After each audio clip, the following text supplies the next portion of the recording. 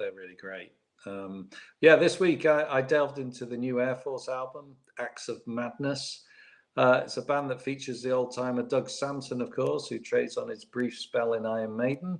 I saw these guys actually last year supporting Raven, Alcatraz, and Girls' School on a sort of New Wobham night, and they were very entertaining too. And the lead singer Lino, he's a Portuguese guy. He sounds really like Bruce Dickinson.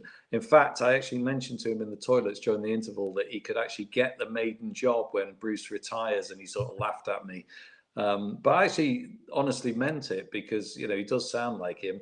And in fact, the band, you know, as you know, they sound a little bit like Maiden as well, but probably with chunkier riffs. You know, they're not as what's the word? They're not as refined as Maiden are.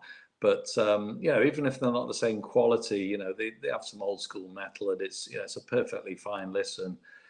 But I also thought this particular week I'd try out some death metal thrash for Ed. And in this week, I enjoyed the sledgehammer riffing of the German band Traitor with the album Phobias. Sure, it wasn't something, you know, I'd listen to in its entirety, but it had its moments of angst and anguish. And I thought, you know, I'd mentioned it because, you know, you've got a varied group of listeners on these channels, Victor. So it's good to get something a bit different out there. And also, I'd had a bit of a heavy day with work, and it was a really great, you know, to blast out something very noisy, you know, which we like to do from time to time. So, Sure. yeah, it you know, did the trick for a day. My pick of the week, though, was a real unexpected pleasure, really, for, you know, a power metal fan like me. I mean, Chapter 4 by the strangely named Twins Crew from, I think I've got this one right. I'm sure they're from Sweden. That, you know, it's actually really good.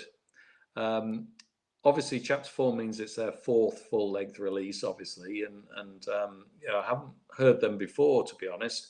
But what they've done is, you know, they keep it fairly heavy enough to appeal to metal fans, rather than go down the sort of pop route, which a lot of, you know, bands, you know, they fall down that sort of trap, really. I'll admit, you know, the singer struggles a bit occasionally with some of it, but and I know it's not your bag as well, Victor, but, you know, not everything has to be a 5-star album to be enjoyable. And what I say is I enjoyed it, so I'm going to pick it Okay. as my album of the week. Okay. All right.